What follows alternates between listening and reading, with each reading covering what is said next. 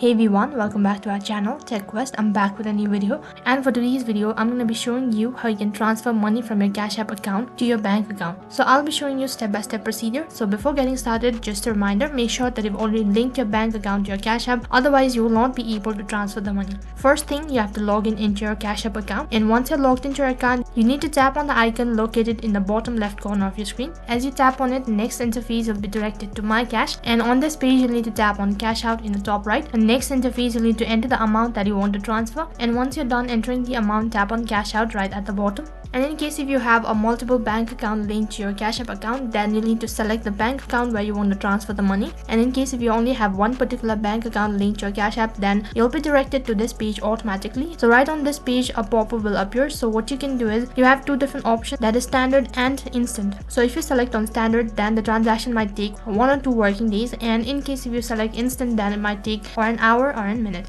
And once you're done selecting it, your transaction is completed. All you have to do is wait patiently for the notification. So that is how you can transfer money from your Cash App to your bank account. That was all for this video. I hope the video was helpful. Make sure to like, share and subscribe to our channel. Thank you for watching.